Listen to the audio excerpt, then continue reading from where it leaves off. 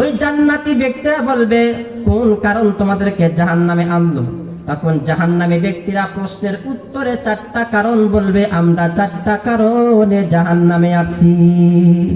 বলুন কয়টা কারণ? 4টা কারণে জাহান্নামে তারা গেছে।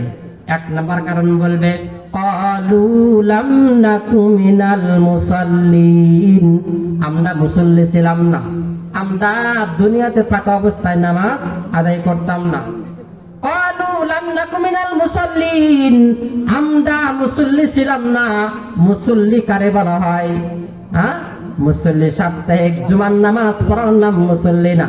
আমাদের দেশে দেখবেন শতকরা 100% মধ্যে মাত্র 8 থেকে 10 ভাগ মানুষ 5 ওয়াক্ত নামাজ জামাতের সাথে পড়ে। কথা বলেন ঠিক কিনা? বাকি কিছু মানুষ আছে সাপ্তাহিক মুসল্লি, কিছু আছে বছরে মুসল্লি, 2 ওয়াক্ত নামাজ, ঈদের নামাজ আছে না নাই? মুসল্লি কারে বলা হয়? মুসল্লি এটাকে বলা হয় না। এখন আপনারা বলেন, যে 5 ওয়াক্ত নামাজ আদায় করে না দৈনন্দিন, যারা বেনামাজি, তারা কোন কারণে নামাজ পড়ে না? বলতে পারবেন কোন কারণে? কাজের কারণে, রিজিকের কারণে, ঠিক না?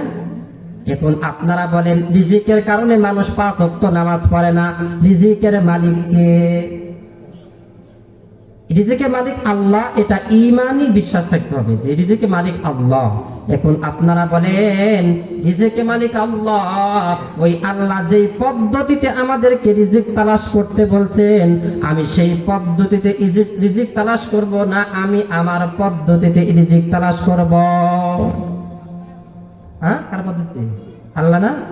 সেই রব্বে কারীম বলেন, ওয়া'মুর আহলাকা বিস-সালাতি ওয়াসতাবির আলাইহা, হে পৃথিবীর মানুষ, হে মুমিন, তুমি তোমার অধীনস্থ ব্যক্তিদেরকে নামাজের আদেশ করো।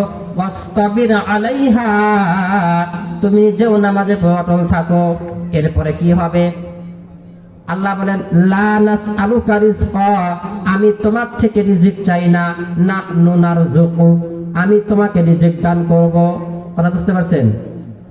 তো আল্লাহ কি বলেন? যে তুমি নামাজে, তুমি তোমার অধীনস্থ ব্যক্তিদেরকে নামাজের আদেশ করো, তুমি নিজেও নামাজি হও, তাহলে আমি আল্লাহ তাআলা তোমাকে রিজিক দান করব। সুবহানাল্লাহ।